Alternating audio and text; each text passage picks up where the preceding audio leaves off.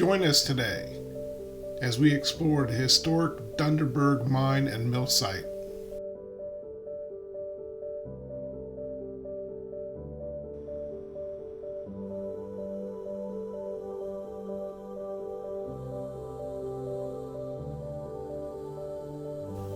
Located about 13 miles south of Bridgeport, California, west of Highway 395, along the eastern side of the Sierra Nevada mountains, lies the former Dunderberg Mine and Mill.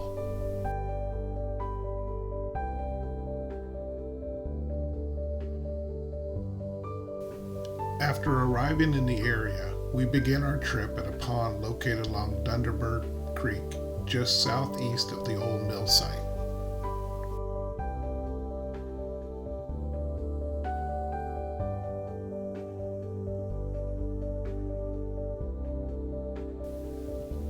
Leaving the pond, we will head over towards some tailing piles left over from the gold mine excavations before venturing over to the old mill site.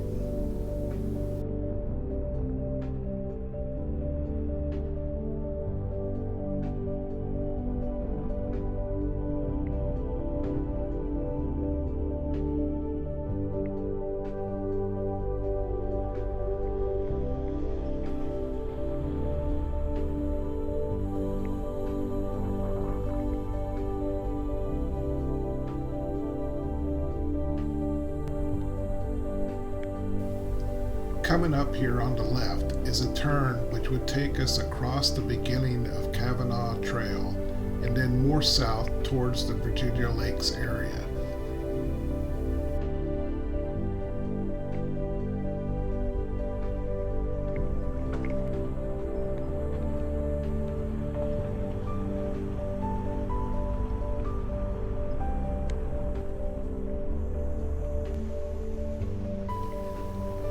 These mines and old mill are located northeast of and below the high point of Kavanaugh Ridge.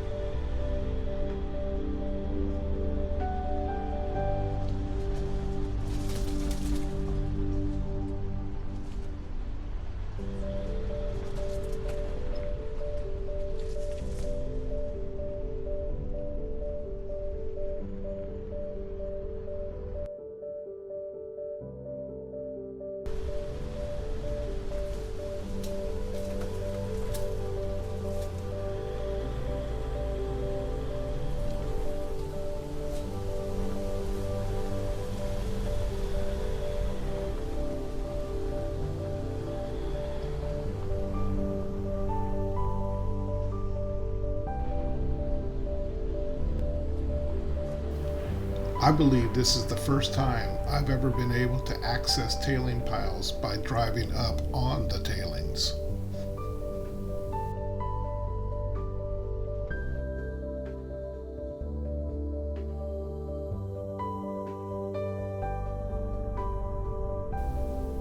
We explored the area immediately opposite of the piles, trying to find the mine shafts, and only found some old timbers in the overgrown hillside.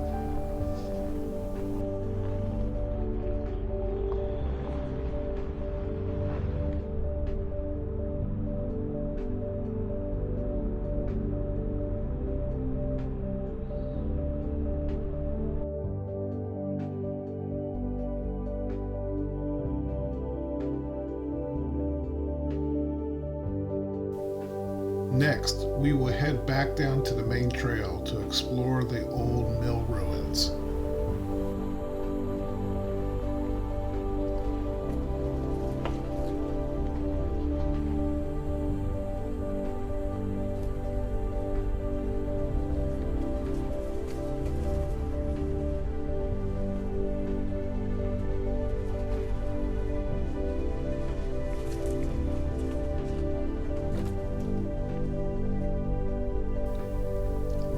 Looking out east over the valley towards Nevada, it's amazing to think about how many mines and mills started and stopped in this area from the late 1870s into the early 1900s.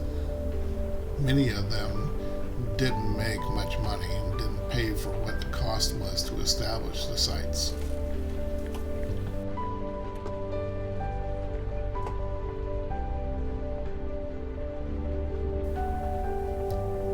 Surprisingly, during its short 2-year life, a post office, saloons, assay office, livery, and boarding house was established in the town. How the miners and others living in this area found the time to establish that level of resources in such a short time is amazing to me. In today's world, developers would be lucky to get the initial permits approved to build that time frame.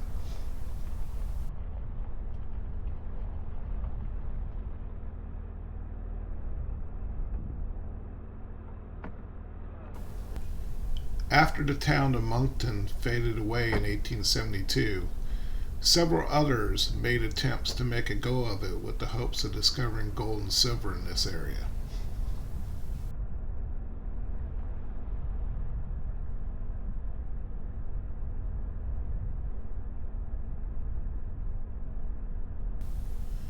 By 1880, the mill was eventually dismantled, with the equipment being transferred to other mines in the Bodie area and Masonic area.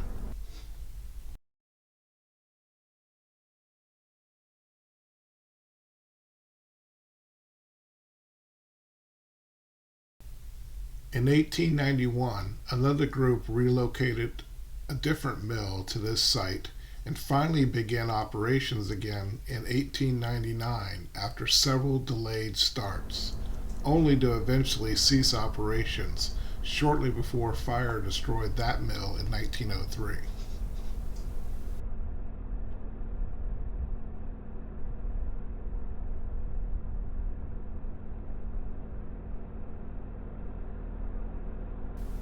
There wasn't much left on site of the last known mill. You can see where some timbers were left from the foundation, lots of brick. Apparently they had a brick kiln here. Just not much left above ground. And across the trail where the town was located, there's very little evidence of any foundations or structures at that point.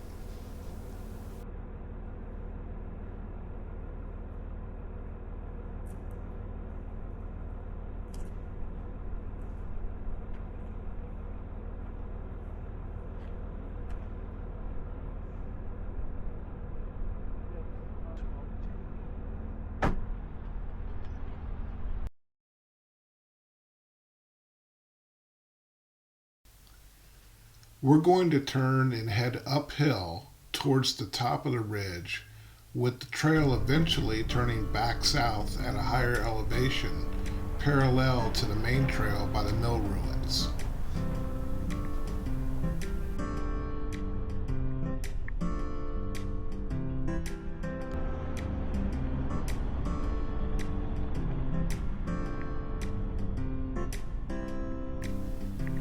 My research indicates that the town was named for Dr. George Munckton, a very successful drugstore owner with several stores located in the Carson City and Virginia City areas.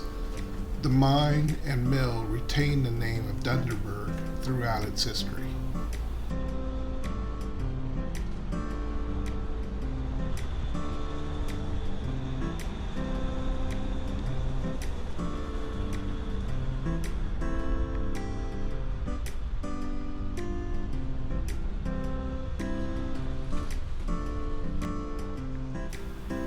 It is my understanding that the mining efforts reached anywhere between 600 and 1,000 feet into the mountainside during its heyday.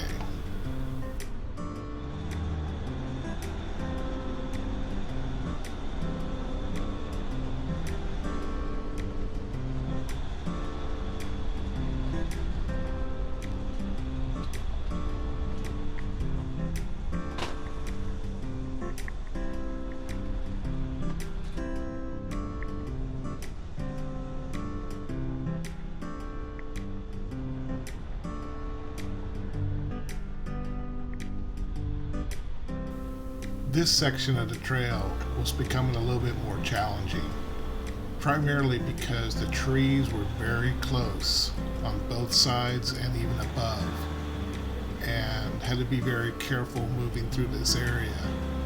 I wouldn't imagine taking another larger vehicle such as a truck or an SUV through here, anything larger than a Jeep.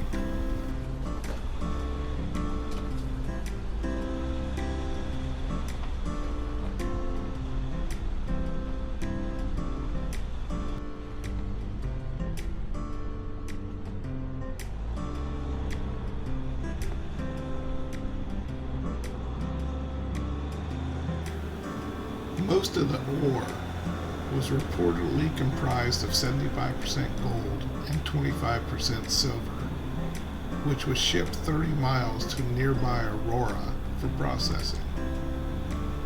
However, processing of the ore was considered very difficult due to the high sulfide levels, which was the primary cause for the mill to cease operations.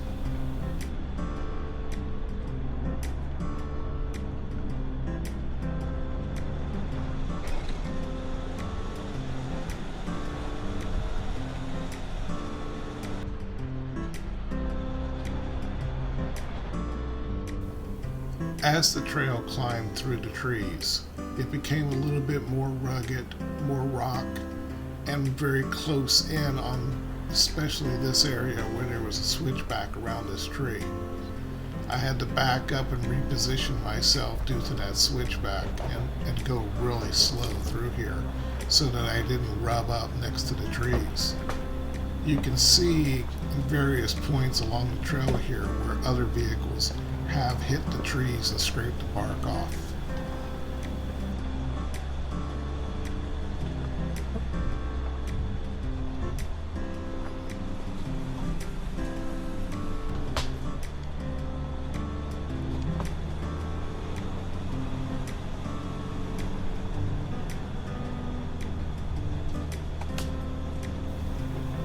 The second mill encountered similar issues such as water drainage, financial setbacks, which continually delayed seasonal operations, until finally the fire destroyed all hopes for making a successful venture.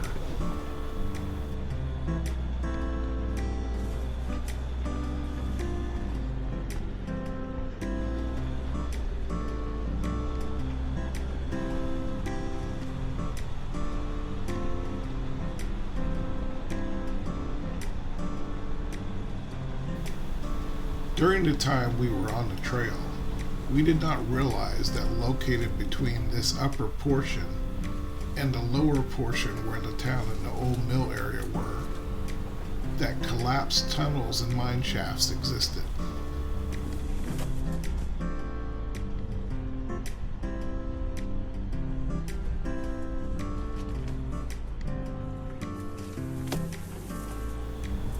It wasn't until afterwards, when I was researching the mill, that I saw the depressions in online aerial photography of the area.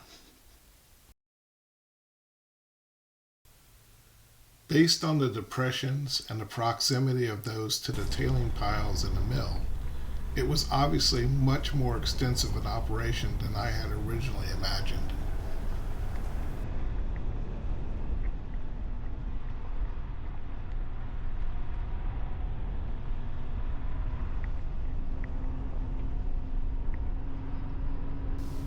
Just means that the next time we are out here and exploring this area, we will have to return and hike around to see if we can find these depressions.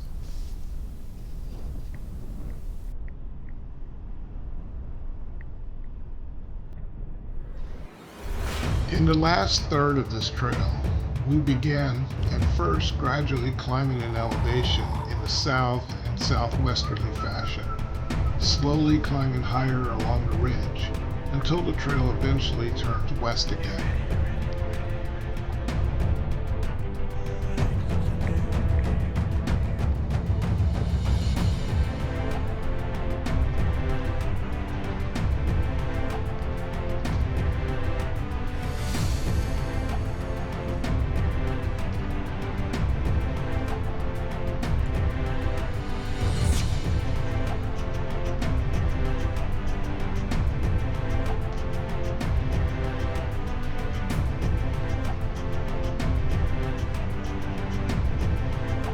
The views looking easterly, northerly, and southerly from this vantage point over the eastern side of California and into Nevada are just spectacular.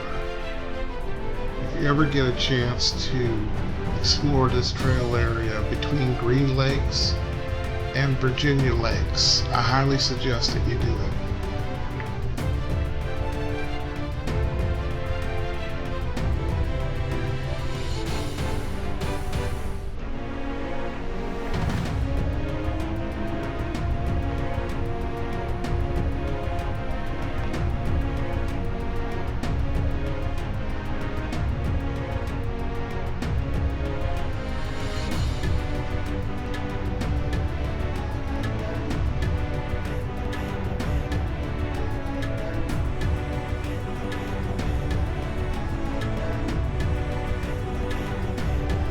As we begin to turn west and then eventually north again, you will see off in the distance Dunderberg Peak. If you've seen my Kavanaugh Ridge video on my channel, you'll recognize that peak.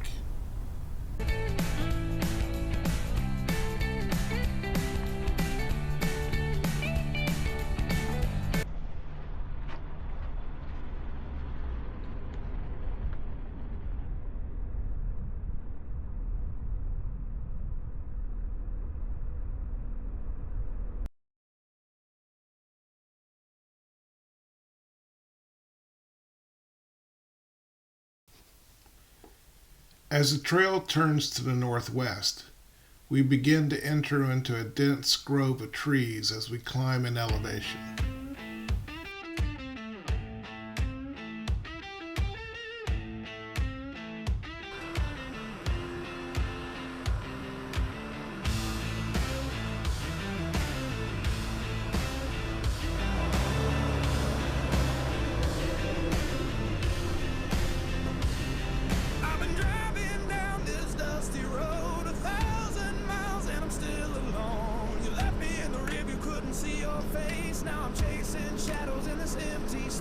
The sun sets low, but the fire still burns. You took my heart, now it's your turn. I've been running wild, can't keep me in chains. I'm a lion in the jungle, don't feel no pain. You try to tame me, but I'm still... Just like in the previous portion of trees, the trail becomes very tight in some spots, even causing me to take a three-point turn in a couple. Watch for lower tree trunks with bark scraped off from previous visitors.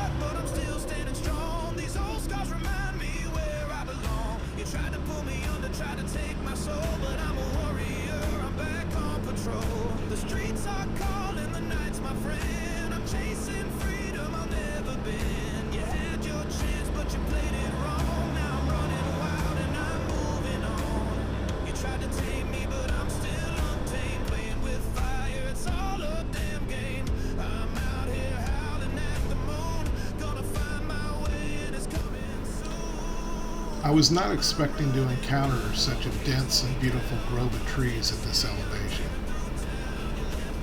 We are nearing 10,000 feet in elevation, and I expected scattered, wind-blown, shorter trees than these, much the same as what I saw in other portions of Kavanaugh Ridge once I got to this elevation.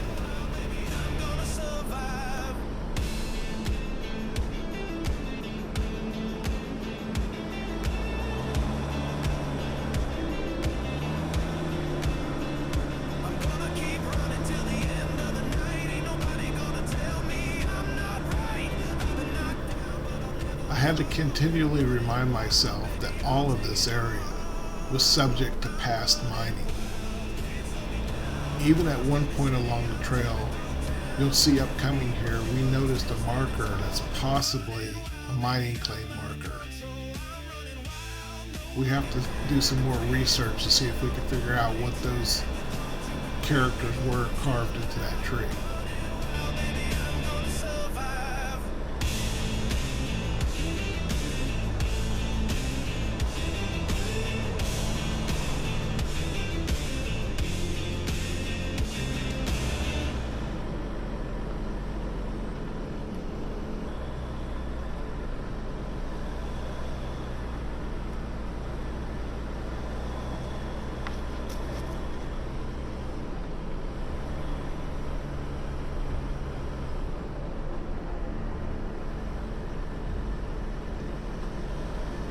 We finally crested 10,000 foot in elevation, and we were starting to work our way out of the dense grove of trees.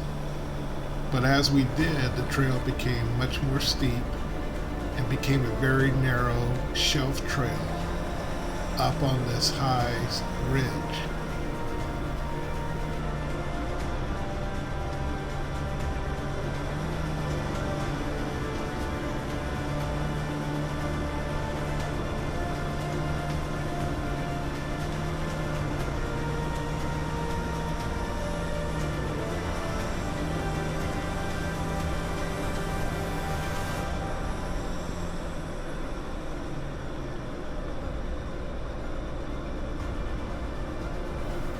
I wasn't sure how much further this trail went.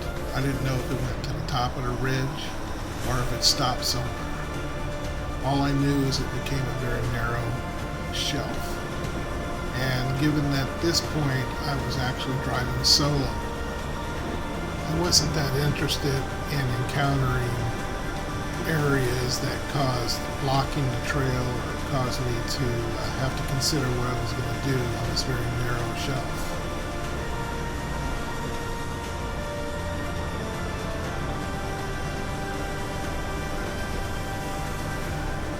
Unfortunately, I did come across an area where there were 4 or 5 large boulders had slid down onto the trail.